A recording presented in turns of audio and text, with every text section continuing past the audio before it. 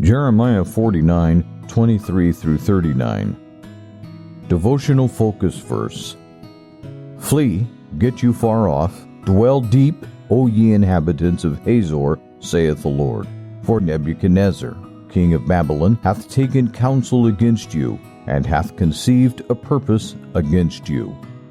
Jeremiah 49:30. On Sunday, December 7, 1941, the Japanese launched a surprise attack against the United States military forces stationed at Pearl Harbor, Hawaii.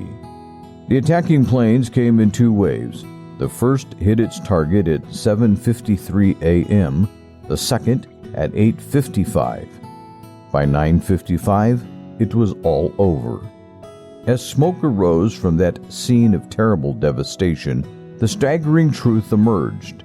The Japanese attack resulted in the deaths of 2,403 servicemen, destroyed 188 planes, and damaged or destroyed 8 battleships, decimating the Pacific Fleet. Many historians suggest that the attack, which precipitated the entry of the United States into World War II, succeeded because of a failure to pay attention to warning signs.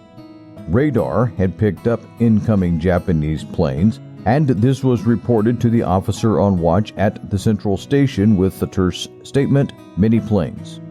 However, that very morning, a flight of American B17s was due in from the same direction, and the officer assumed these were the planes the radar was picking up. Without confirming the number of planes, he told the radar operator not to worry about it.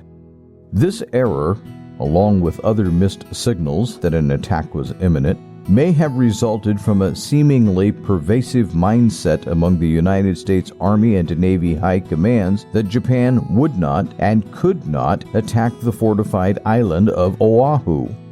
What a tragic misconception. In our focus verse, the prophet Jeremiah issued a warning to the inhabitants of Hazor, a nomadic people living in the area east of Judah. Nebuchadrezzar and the powerful armies of Babylon were about to sweep over them in a destructive wave. They were told to flee the coming calamity. Like the officers at Pearl Harbor and the people of Hazor, we have also received warnings, and our decision to heed or not to heed will have momentous consequences. Through God's Word, we are cautioned that the devil's intent is to utterly destroy us. But we can heed the warnings God has given us.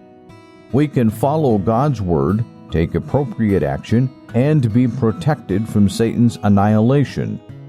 Or we can ignore the warnings and reap the consequences. It's up to us. Background information. Today's text continues the prophecies about the judgment of the nations, addressing Damascus, Kedar, and Hazor, and Elam. Verses 23 through 27 were directed to Syria, of which Damascus was the major city. 3 trade routes intersected there, and at one time it was a beautiful place. Hamath was located on the Orontes River, about 110 miles north of Damascus. Arpad was further northward, about 95 miles, and had a significant fortress. Instead of being lovely and grand, Damascus would be feeble and filled with fear and death. In time, the Assyrians and also the Chaldeans conquered Damascus. Kedar and Hazor are addressed in verses 28 through 33. These were Arabian tribes who lived in the desert east of Judah. Kedar was a son of Ishmael, and his descendants were nomadic. They were adept in archery. Hazor may have referred to semi-nomadic tribes that built villages in the desert. The phrase, "in the utmost corners," meant the men of these tribes shaved off the hair at their temples to honor their gods. These were wealthy people with many cattle, so the potential booty was attractive to Nebuchadrezzar. They were warned that he would attack them and there would be great fear, so they should flee. Hazor would be a desolation and no one would live there. Verses 34 through 39 deal with Elam, a country located to the east of Babylon. Elam had Persia to its east and was north of the Persian Gulf. Its capital, Susa, was over 700 miles away from Jerusalem, where Jeremiah was when he gave this prophecy during Zedekiah's reign. The Elamites were also known for excellence in archery, but that would not save them. God was indicating that He is sovereign over all nations of the world, and none would stand once judgment had been declared against them. Some Bible scholars believe that some of the scattered Elamites gathered to become a part of the Persian Empire. Conclusion: we can learn from history.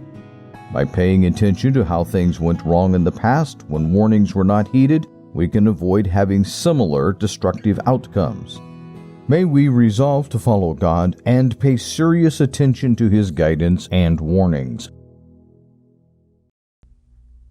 Concerning Damascus, Hamath is confounded, and Arpad, for they have heard evil tidings. They are faint-hearted. There is sorrow on the sea, it cannot be quiet. Damascus is waxed feeble, and turneth herself to flee, and fear hath seized on her. Anguish and sorrows have taken her as a woman in travail. How is the city of praise not left, the city of my joy? Therefore her young men shall fall in her streets, and all the men of war shall be cut off in that day, saith the Lord of hosts. And I will kindle a fire in the wall of Damascus, and it shall consume the palaces of Ben-Hadad.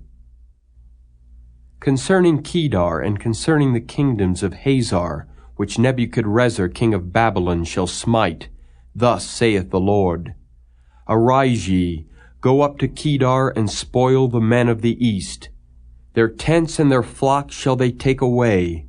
They shall take to themselves their curtains, and all their vessels, and their camels, and they shall cry unto them, Fear is on every side. Flee, get you far off, dwell deep, O ye inhabitants of Hazor, saith the Lord. For Nebuchadrezzar king of Babylon hath taken counsel against you, and hath conceived a purpose against you. Arise, get you up unto the wealthy nation that dwelleth without care, saith the Lord, which have neither gates nor bars, which dwell alone. And their camels shall be a booty, and the multitude of their cattle a spoil. And I will scatter into all winds them that are in the utmost corners, and I will bring their calamity from all sides thereof, saith the Lord. And Hazor shall be a dwelling for dragons, and a desolation forever. There shall no man abide there, nor any son of man dwell in it. The word of the Lord that came to Jeremiah the prophet against Elam in the beginning of the reign of Zedekiah king of Judah, saying, Thus saith the Lord of hosts, Behold, I will break the bow of Elam, the chief of their might. And upon Elam will I bring the four winds from the four quarters of heaven, and will scatter them toward all those winds. And there shall be no nation whither the outcasts of Elam shall not come. For I will cause Elam to be dismayed before their enemies, and before them that seek their life. And I will bring evil upon them, even my fierce anger, saith the Lord. And I will send the sword after them till I have consumed them. And I will set my throne in Elam, and will destroy from thence the king and the princes, saith the Lord. But it shall come to pass in the latter days, that I will bring again the captivity of Elam, saith the Lord.